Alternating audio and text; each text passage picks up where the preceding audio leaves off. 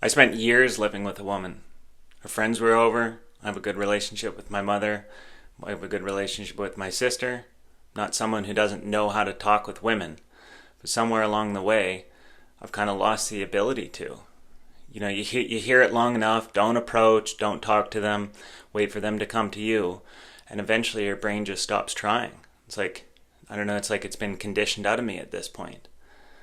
After hearing for years and years, and watching the videos on YouTube, you subconsciously, I think subconsciously you stop trying as much, right? Like, all you've heard is that you're not supposed to approach women, you're supposed to give them space, that they're supposed to initiate or give you a proper signal to initiate.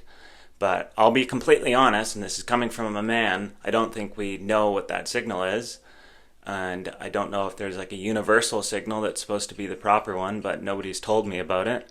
And so far, it seems like nobody really knows at this point, because there wouldn't be so many videos of online of men being kind of perpetrated as creeps.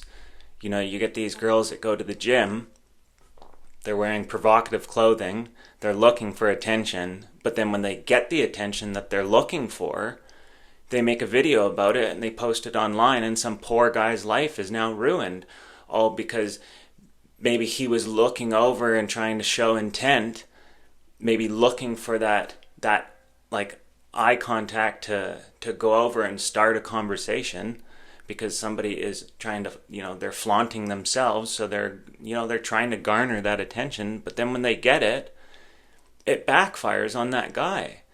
And when you've seen that for so many years, I don't think I'm alone in it. I think a lot of us, we just start to think, like, what's the point? Like, I don't want to end up like that guy, that's for damn sure. I don't want to be publicly humiliated because I went up and spoke with a girl, and at that moment she wasn't receptive. That's not something that I want. And then other times that I've had conversations with girls, like say I'm out walking my dog, and there's another girl walking her dog, and a good thing about dogs is they will get you having at least some small talk with people, because when your dogs start playing, you're kind of awkwardly standing there, and you kind of have to say something. A lot of the times it's just about dogs, and that's kind of like obviously the easiest default. But that's all I can really come up with. Like, even when it's like an attractive girl, we're kind of around the same age group, and she's by herself, I'm by myself, you would think that there could be a decent conversation, and there really could be, but I just never get past the small talk, and nothing ever evolves past that, and it's getting to the point where I don't even know how to get it, like how to even get it past that. It's like everything's so surface level, and then you just walk away from it.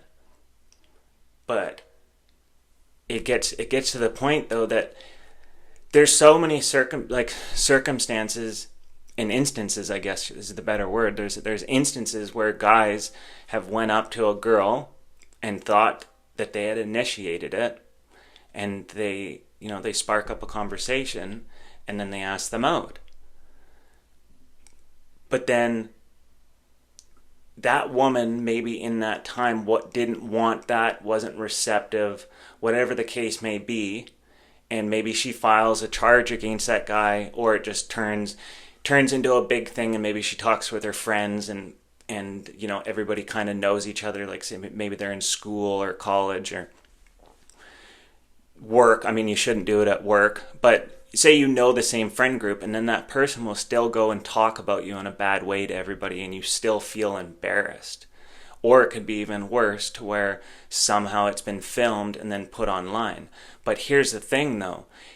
If the guy that she actually wanted came up to her and did the same thing at the exact same time, she would have been receptive to it. They would have had a great conversation, and she would have accepted and probably actually try and push the conversation towards a date. So just because, like, what I'm getting at is, as a man, if you're not attractive enough to their standards at that moment, then that can cause an issue for you, and then you can be demonized because of that. And it had nothing to do with them not being willing or wanting. It had to do with that you weren't what they exactly wanted. So then it was completely twisted into that you're a creep, and you're approaching women that don't want to be, but in reality it's just because you didn't meet some standard that that girl was expecting.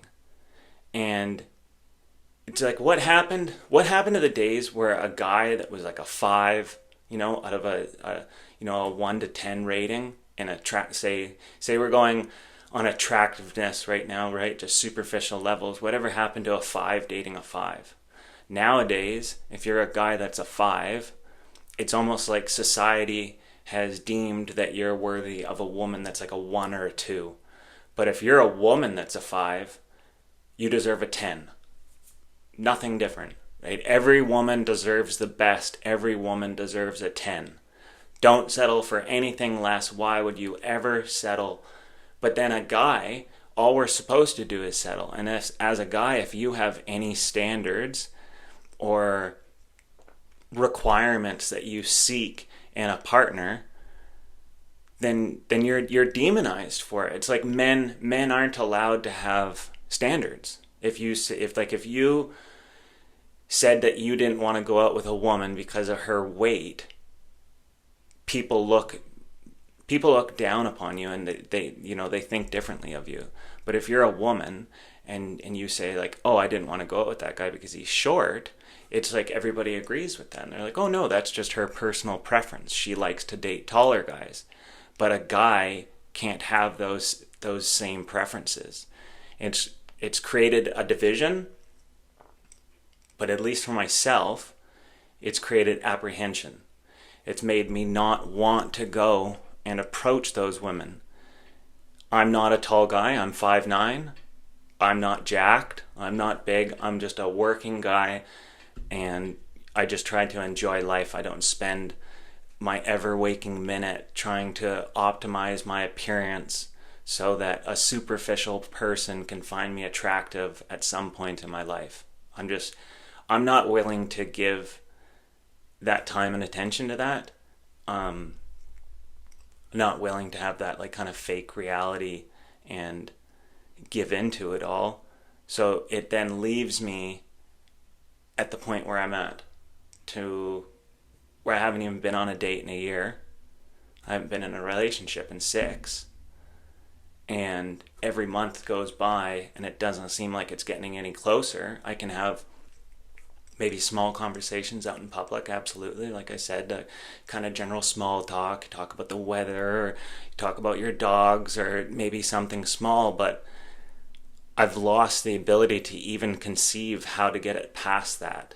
Like, it seems like the most foreign thing ever to have a conversation that turns into like a, hey, do you want to go for coffee sometime, or do you want to go on a date?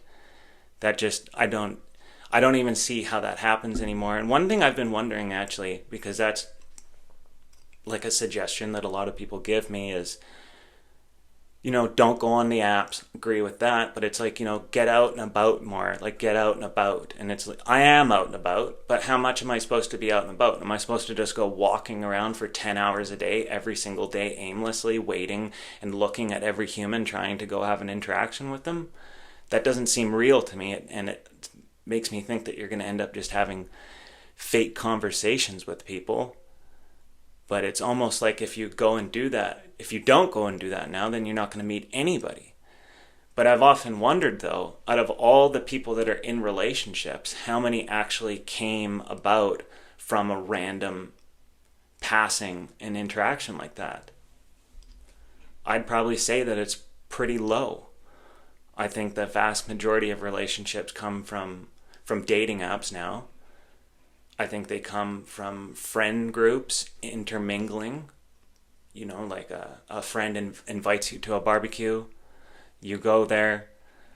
maybe their wife or girlfriend has a couple friends over, and as you guys are all sitting there by the fire or whatever eating dinner, you guys are chatting and talking, and then by the end of the night you feel comfortable enough, or you kind of established a base relationship where you're like, hey, I've had a great time, like, do you want to hang out sometime? And it's just natural. Or you maybe even just exchange numbers, and then from there you text and things kind of go forward, right? So you just have dating apps and meeting with friends. I think also the workplace is one.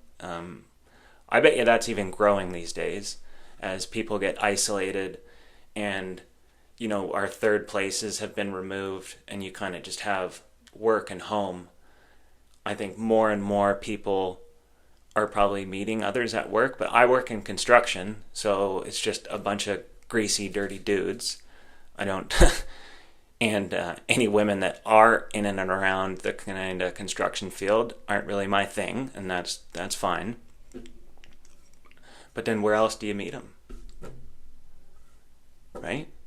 And like I said, I don't think a lot of relationships come from just the random passing of two people. I'd be really interested to know what that number is. If I had to guess, I bet you it's less than 5%. And when I say the random passing, I don't mean meeting in bars or any type of a kind of situation like a bar with any type of drinking involved, anything like that. I'm talking just in the grocery store, passing, walking down the street, another person's walking down the street, and then you stop and have that conversation. Anything like that, right? Like in a parking lot. I bet you that the amount of relationships that have come from that are extremely small. So we're all, at the end of the day, losing something. It's not necessarily like I'm putting blame on women or I'm putting blame on men. I think at the end of the day, this was designed and it's been slowly implemented, and I think that there was certain momentum that came into play at certain parts, like the Me Too movement and kind of like the pre-COVID days that really kind of set all this in motion. And like, I'm a millennial, I'm 34, but I can only imagine what it's like being somebody that, maybe in your early 20s, and for the last 6 to 10 years, all you've seen is social media videos of guys getting doxxed or like made fun of and humiliated. It's almost like at one point it was like a public ritual to humiliate guys for wanting to interact with women. And I don't know about you, but I don't want to be part of it, if that's how it's going to be. I just don't. So here I am, and I guess in the long run I just stay positive that maybe I could be in that 5% of people that find somebody through interactions. Maybe down the road I do get invited to a barbecue and I have the courage to go and I end up meeting my person there, right? You never know how it happens, but I'm trying to not become fully closed off to it happening, right? So it's just one of those things where I'm just going to go with the flow, but I'm not going to push it. And that kind of just is what it is at the end of the day. So if you guys like the video, it helps the channel out if you like and subscribe. And let me know if you've had any interactions like this. Like, have you been humiliated by anybody, or have you had any bad interactions, or are you just not even approaching anybody and you've kind of just dropped out of conversations altogether? So let me know down in the comments and we'll talk. Cheers.